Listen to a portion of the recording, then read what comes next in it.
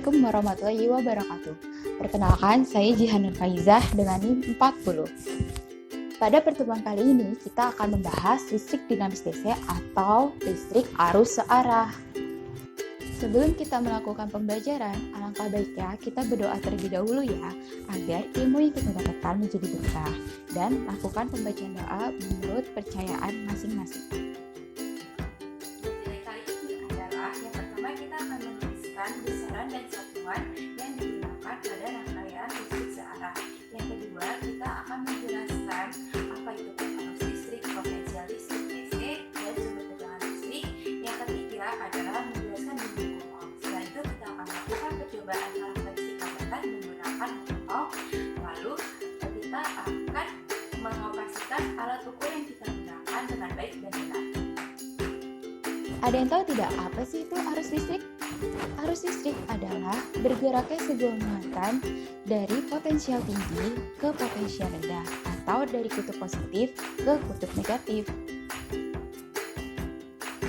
Nah, tadi kita sudah membahas apa itu arus listrik, yaitu sebuah muatan yang bergerak dari potensial tinggi ke potensial rendah atau dari kutub positif ke kutub negatif. Selanjutnya itu ada potensial listrik DC. Nah, potensial listrik DC ini adalah arus yang mengalir pada penghantar jika diberikan tegangan atau tekanan potensial yang berbeda pada kedua ujung penghantarnya. Nah, tekanan listrik ini itu disebut potensial listrik. Nah, tekanan potensial listrik ini dilambangkan dengan V dengan satuan volt. Alat ukur yang digunakan untuk mengukur voltnya adalah voltmeter. Perhatikan gambar ini. Gambar ini menunjukkan adanya titik A dan titik B. Nah, perbedaan tekanan listrik pada titik A dan titik B ini diakibatkan oleh menumpuknya muatan positif. Jika pada titik A lebih banyak muatan positifnya, itu menunjukkan bahwa potensialnya adalah potensial tinggi. Gitu. Sehingga elektron itu atau arus muatan itu akan bergerak dari titik A dari potensial tinggi ke titik B yang potensialnya rendah. Seperti itu. Nah, bagaimana jika tidak ada perbedaan potensial di ujung A dan di ujung B? Ketika tidak ada perbedaan potensial di ujung A dan di ujung B, menunjukkan bahwa tidak ada aliran listrik yang mengalir pada penghantar tersebut. Semakin besar perbedaan potensial, semakin deras aliran listrik yang mengalir. Nah, derasnya aliran listrik ini disebut kuat arus listrik. Nah, kuat arus listrik itu adalah banyaknya muatan yang mengalir pada penghantar persatuan waktu dan dilambangkan dengan I dengan satuan ampere atau kita dapat menuliskannya itu A. Nah, alat ukur untuk mengukur kuat arus listrik ini adalah ampere meter. Tegangan listrik DC itu salah satunya adalah baterai. Nah, baterai ini memiliki lambang seperti ini. Nah, tanda positif pada baterai menunjukkan bahwa potensial listrik itu lebih tinggi.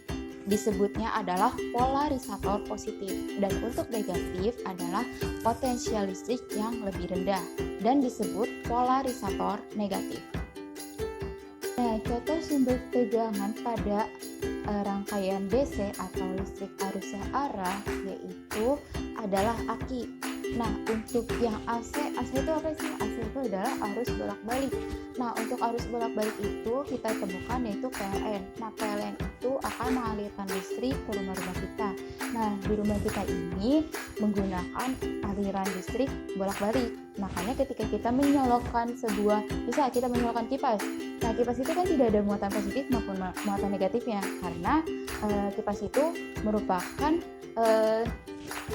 listrik arus bolak-balik. Gitu. Nah, selanjutnya itu kita akan membahas tentang hukum Ohm. Nah, hukum Ohm ini ditemukan oleh George-Siemens Ohm. Nah, George-Siemens Ohm itu menjelaskan bahwa arus yang mengalir pada logam penghantar sebanding dengan beda potensialnya yang diberikan oleh pada kedua ujung-ujung kawat tersebut. Nah, setelah kita mempelajari dari hukum Ohm, selanjutnya kita akan membahas hambatan listrik. Hambatan listrik pada suatu penghantar atau disebut dengan piranti listrik didefinisikan sebagai rasio beda potensial yang dipasang pada ujung-ujung penghantar. Persamaannya adalah R sama dengan V per I dan satuannya adalah Ohm yang dilambangkan ini. Nah, Selain itu, hambatan listrik itu adalah menentukan kuat atau lemahnya arus listrik yang mengalir pada sebuah penghantar. Nah, pada penghantar ini atau pada hambatan listrik ini, jika dibuat sebuah komponen itu dinamakan sebuah resistor. Nah, resistor itu seperti ini. Nah, resistor itu mengapa mempunyai banyak warna? Nah, warna itu menunjukkan nilai yang ada pada si resistor tersebut. Nah, warna itu ada ini. Dimana kalau kita singkat itu Hichomejiku Hibi UAP. Nah, itu penjelasan singkat dari si hambatan listrik. Nah, hambatan listrik itu mempunyai lambang komponen seperti ini. R pada gambar lambang ini menunjukkan besarnya hambatan yang dimiliki pada sebuah resistor. Jika R-nya bernilai 150 ohm, berarti hambatan yang dimiliki adalah 150. Nah, kalau tadi kita membahas hambatan listrik, sekarang kita membahas si penghantarnya. Penghantar adalah salah satu contoh piranti yang memiliki hambatan namun tidak bergantung pada beda potensialnya. Bagaimana cara menentukan nilai hambatannya? Nah, nilai hambatan ini dapat ditentukan dengan rumus ini. R sama dengan Rho L per A, di mana Rho itu adalah hambatan jenis dari bahan, dan L itu adalah panjang dari penghantar, A itu luas penampang dari penghantar. Misal kita punya sebuah tembaga itu mempunyai hambatan jenisnya apa, lalu panjangnya seberapa, dan luas penampang itu bagaimana. Nah, satuan dari hambatan jenis adalah ohmmeter, L-nya adalah meter, dan luas penampangnya adalah meter kuadrat. Nah, bagaimana hubungan dari hambatan listrik, kuat arus listrik, dan tegangan? Nah, seperti yang tadi dikatakan oleh George Siemens Ohm bahwa kuat arus listrik yang mengalir pada sebuah penghantar itu akan berbanding lurus dengan tegangan yang diberikannya. Nah, setelah kita mempelajari dari kuat arus listrik, pada potensial listrik DC, sumber tegangan, serta menjelaskan dari bunyi hukum Ohm, selanjutnya kita akan melakukan percobaan karakteristik hambatan menggunakan hukum Ohm.